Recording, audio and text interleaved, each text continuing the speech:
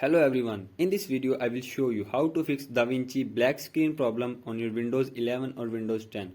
So to fix this issue, follow every step as I am showing in this video, and do not forget to subscribe this channel and also press the bell icon for the latest upcoming videos. Hope so this will fix your problem and help you a lot.